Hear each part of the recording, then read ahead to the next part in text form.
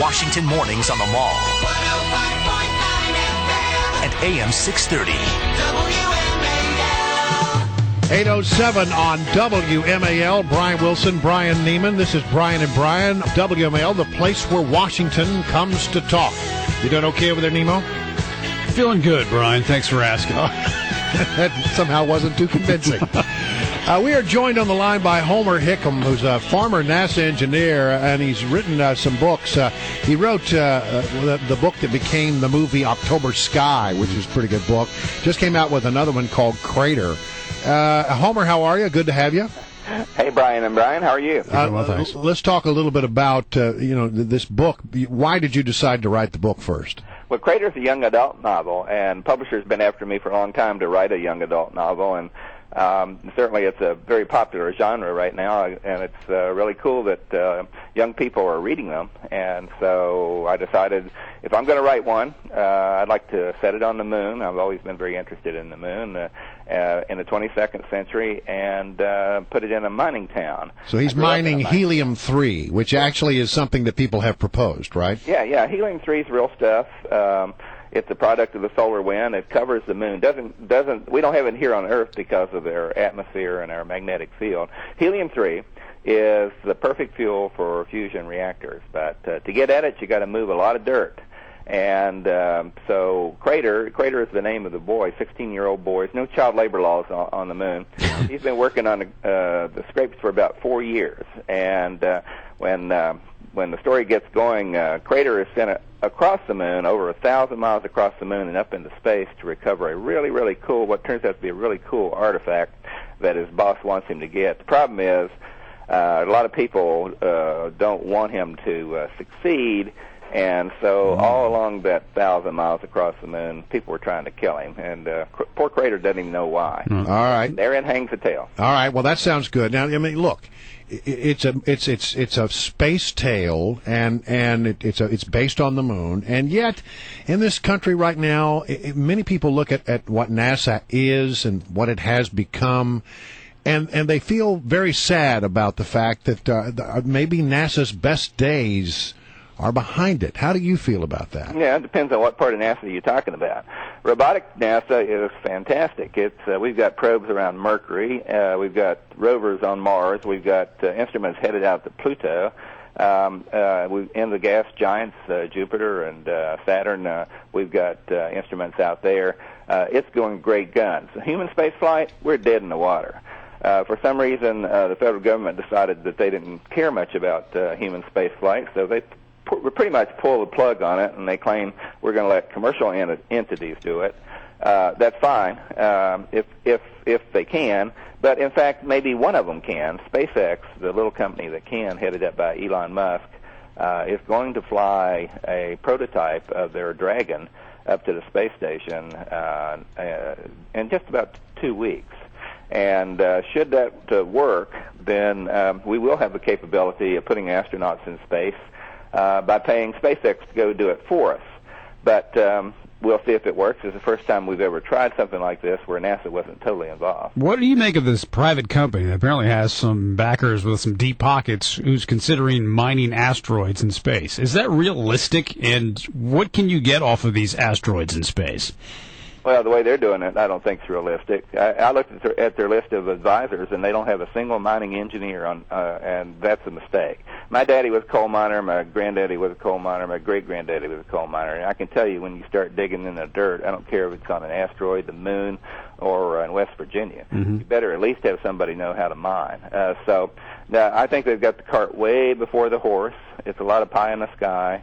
They seem to have a lot of money behind them, and that's fine if they want to spend their money on it. But it makes a lot more sense to me to go to the moon and mine. It's for one thing, on asteroids you don't even have any gravity, and so to try to dig down into something as hard as an asteroid made out of nickel, that doesn't seem very practical to me. But what in the world would you get off an asteroid that would have value, and then how could you get it back?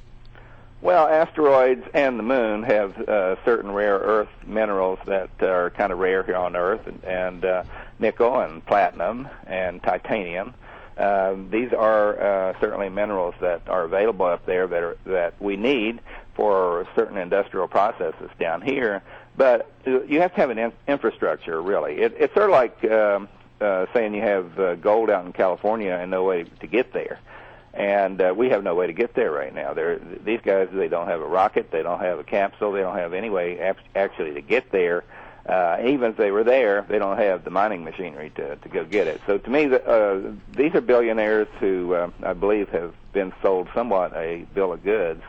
Okay, fine if they want to spend their money on it, but I think their approach is wrong.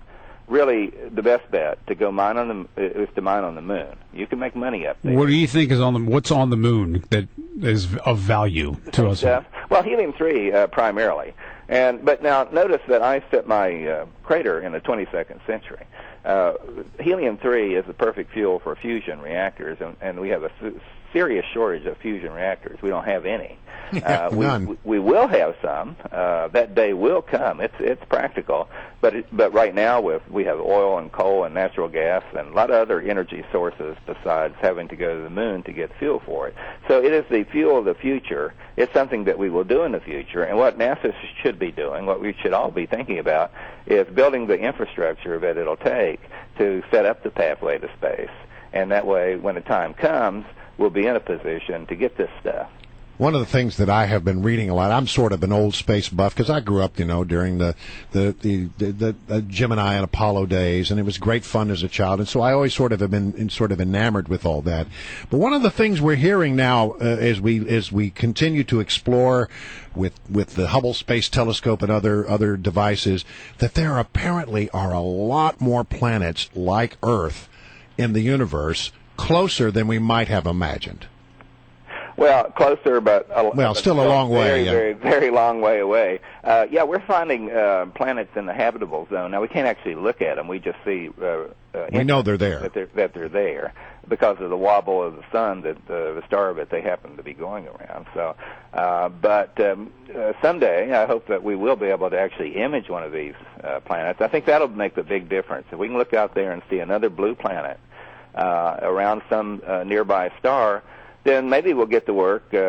People won't be able to go out there, not with our present technology or anything we know about, but certainly we can start sending instruments out there to see our neighbors. When Newt Gingrich said, "Hey, why don't we go to the moon and I think build a moon base?" A lot of people snickered at that. What was your reaction to his comment? I said, "God bless Newt Gingrich." Now he didn't lay out a very plausible business case for it. But, we have stationed down on the South Pole, for instance. We've got stations all over the world that are in remote places. The moon is essentially the eighth continent. It got calved off of Earth a few billion years ago. So it's real estate that's part of us. We really ought to be up there. We ought to be up there living. We ought to be up there looking around. There's a lot to learn on the moon. But the way it needs to be approached, it needs to be sold properly. You just don't say, "Oh, let's go build a moon base." You say, "We're going to go build a small installation on the moon. We're going to put people on it, and we're going to do it to determine exactly what minerals are up here. We're going to do it so that we can build a telescope where we can really look out into deep space and across the universe and time. We're going to do it for these reasons." You don't just say, "Oh, let's go build a moon colony." Right. People should laugh at that. And Homer Hickman from Colwood, West Virginia. Some people make fun of West Virginia. Homer, my dad is an engineer too, and he's from Esdale, West Virginia. There you go. Well, we West Virginians need to stick together. The people of West Virginia are strong, tough, and they're smart too. Right. And people can make fun of West Virginians all they want, but quite often I wouldn't do that. You might find out your boss is from West Virginia.